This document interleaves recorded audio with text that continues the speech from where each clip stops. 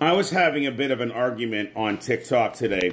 There's this guy who thinks he can make TikToks but can't, saying that the Cardinals, the 133 or so Cardinals from I think like 70 plus countries, all came together and decided to elect an American Pope who historically has not been a fan of President Trump and J.D. Vance and their immigration policy. Neither was Pope Francis.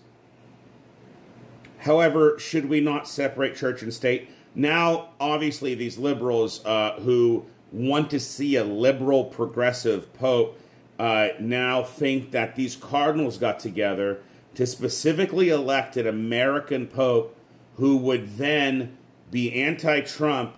And then I think there's 1.2 or 1.4 billion Catholics in the world, and then turn them all in a quick turn against Donald Trump.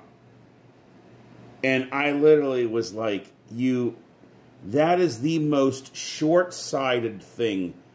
And to think these cardinals are getting together to make sure the next pontiff is anti-Trump, even though popes don't come and go, presidents do. Okay? Regardless, listen, Trump wants to run for a third term. He's trolling the media. He's trolling liberals. He loves to see them squirm. We're gonna, the 51st governor, we're gonna, even all the Canada talk, we're never gonna take over Canada. It's never going to happen. There's never going to be a 51st state, hashtag Canada. It's all trolling.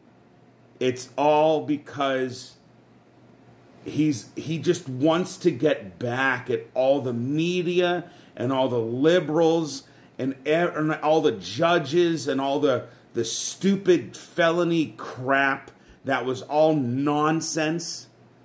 They did everything they could. Do you know what I'm saying? They did everything they could. They made the man a felon with bullshit charges, and guess where he is? Back in the White House. So do you think Trump's just going to let that go? No, he's going to troll the shit out of them. He wants to see them squirm. He wants to see their blood boil, the veins popping out of their head, because he's in the Oval Office and their candidate isn't. Okay? But this guy thinking 133 holy men from around the world are somehow thinking about Donald Trump, that an American who spent most of his life in Peru and Italy and not even in the United States. And yes, he has been vocal, like Pope Francis, about the Trump administration's immigration policy. Understood. But, like, to think that he's going to be some kind of champion for the Democratic Party or turn 1 billion plus people against Trump overnight, I mean, come on. And I called him out on it. And he ended our argument with bless your heart, which means I won because he had nothing more to say. He knew I was right. So he just said, bless your heart. Well, bless your heart. I'm Catholic, baby. I got an American Pope. But guess what? That doesn't even matter. Historically, it's really awesome. They should have never elected an American Pope. It was never going to happen. But it happened. So in his mind, maybe he thinks he's right. But at the end of the day, I don't think him being an American-born person is even going to really matter in his pontificate. Except for when he visits the United States, it'll be very... Like when, actually, what's weird is Pope Francis never went to Argentina. I can't believe that. That blows my mind. I would have to Google it, but I assume Pope John Paul II went back to Poland. I know because every pope comes to America. And American presidents go to the Vatican.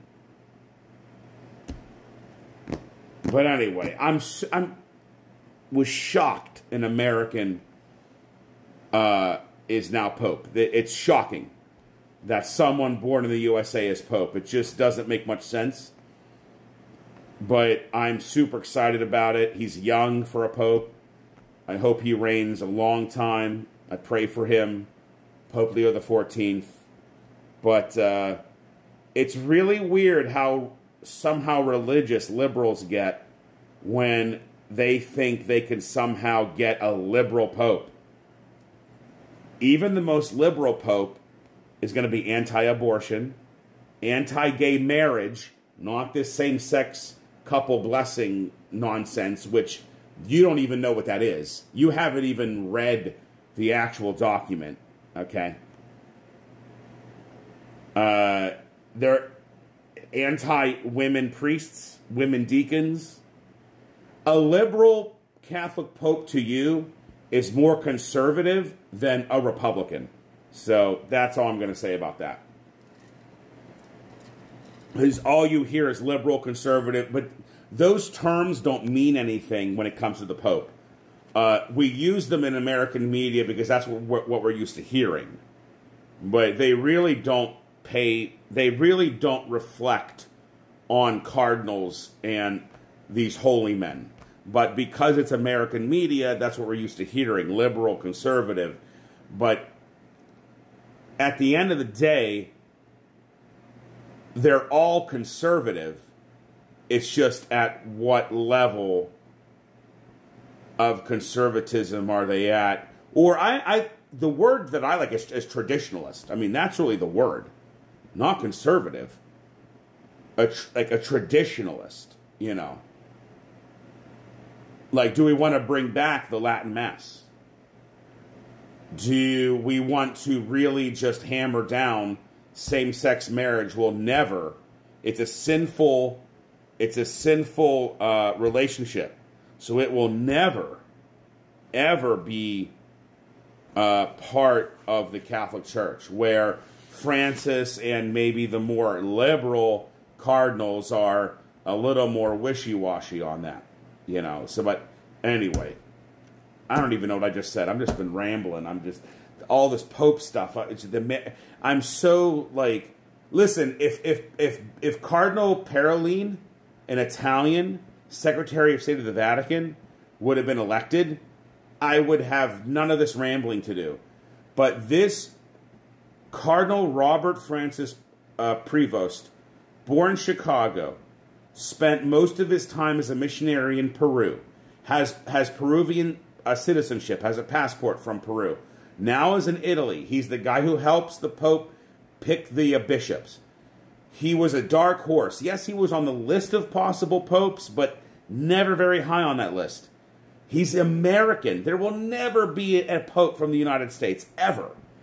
The United States is too big of an economic and global power. You can't have that and the Pope, a major religious figure, both be American.